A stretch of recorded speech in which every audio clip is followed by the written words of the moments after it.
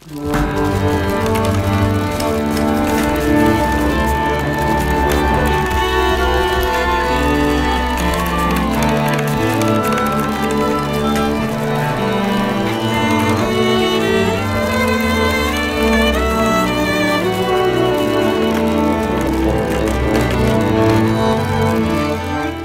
salle du Jeu de Paume est la toute première salle de concert des écoles d'art américaines de Fontainebleau. Au début du XXe siècle, elle est inoccupée.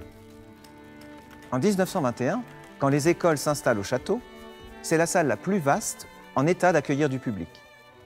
En toute logique, les écoles d'art américaines investissent les lieux pour leurs concerts et leurs masterclass publics. Les murs sont alors recouverts de tapisseries et on y installe une estrade et un orgue. Le répertoire des concerts et des masterclass couvre une large partie de l'histoire de la musique européenne du baroque au XXe siècle. Il s'enrichit de nouvelles œuvres au fur et à mesure du passage des jeunes compositeurs américains, et en particulier quand Nadia Boulanger prend la direction artistique des écoles en 1947.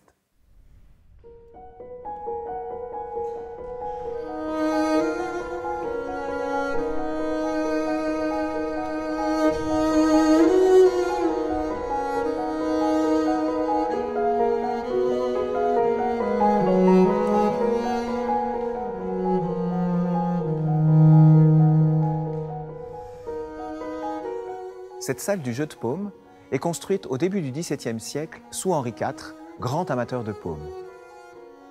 Le jeu connaît alors son apogée et se joue de plus en plus en intérieur. On compte près de 250 salles de Jeu de Paume à Paris. Les résidences royales possèdent également la leur. C'est le passe-temps favori des étudiants, des militaires, des nobles et des princes. L'apprentissage du jeu de paume avec un maître paumier fait même partie de l'éducation des enfants royaux. Les parties de jeu de paume sont de véritables spectacles de cour. Les maîtres pommiers du roi dépendent au XVIIIe siècle d'une administration que l'on appelle les menus plaisirs, qui s'occupent également des comédiens et des chanteurs d'opéra. D'ailleurs, les jeux de paume en France servent souvent de salle de spectacle. Le bâtiment que nous connaissons aujourd'hui au château date de la restauration de la salle au début du XVIIIe siècle. Son décor aux riches couleurs date, lui, d'une seconde restauration au XIXe siècle.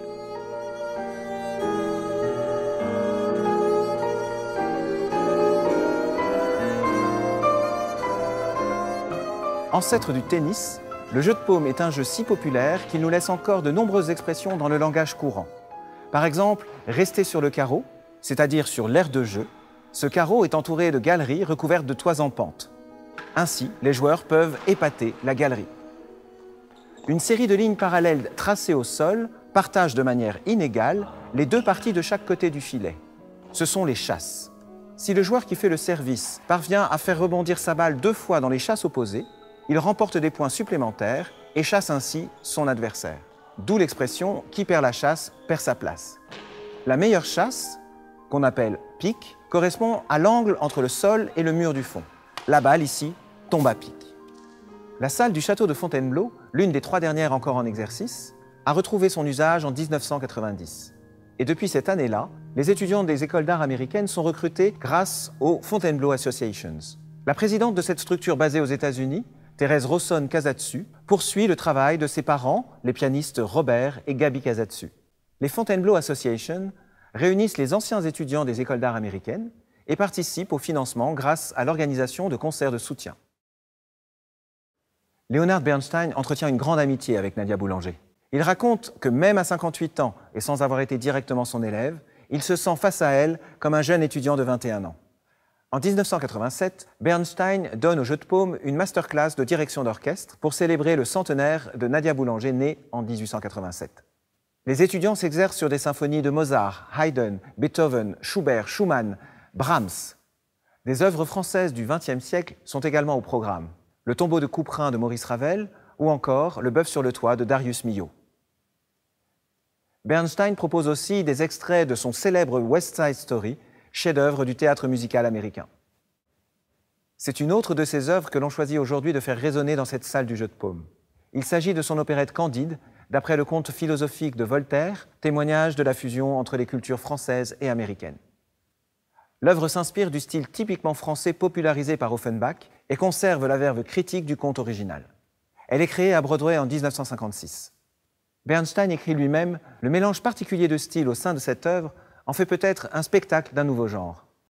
Le quintet avant Pentagone en interprète l'ouverture.